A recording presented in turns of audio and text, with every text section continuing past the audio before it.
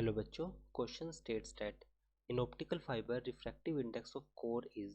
हमारे पास 4 ऑप्शन है, हमें बताने कि कौन सा ऑप्शन राइट होगा। तो फर्स्ट की कंसेप्ट में ऑप्टिकल फाइबर को समझते हैं। की concept for this question.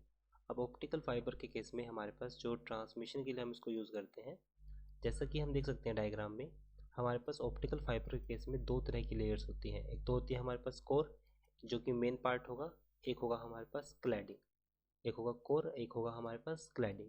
So and signal जो होगा हमारे पास वो कुछ इस तरह से ट्रांसमिट करेगा, जिसमें जो फिनोमिना जो होगा, जिसको हम बोलते हैं TIR। TIR stand for total internal reflection. TIR जो होता है हमारे पास वो होता है टोटल इंटरनल रिफ्लेक्शन के केस में।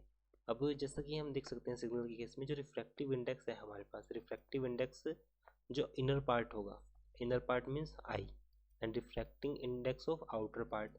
इनर पार्ट को हम क्या बोलेंगे? इनर पार्ट को हम बोलते हैं कोर, और आउटर पार्ट को हम बोलते हैं cladding. So this is core, and outer part का रिफ्रैक्टिव इंडेक्स होगा वो हमारे पास होगा क्लैडिंग का।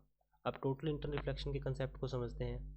टोटल इंटरनल रिफ्लेक्शन का कंसेप्ट ये होगा कि जब कोई रे किसी डेंसर मीडियम में, सपोज ये हमारे पास डेंसर मीडियम है μ2 μ1, डेंसर मीडियम है, सो μ2 की वैल्यू ज़्यादा होगी μ1 से।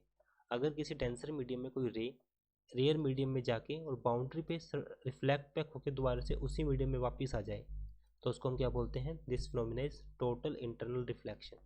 तो इस केस में हम देख सकते हैं कि μ2 की वैल्यू ज़्यादा होनी चाहिए μ1 से। तो μ2 क्या है हमारे पास? Core.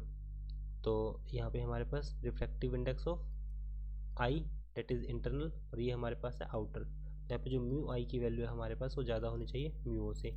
It means in optical fiber refractive index of core is greater than or more than refractive index of cladding. So right answer is option B. I hope solution is understandable. Thank you.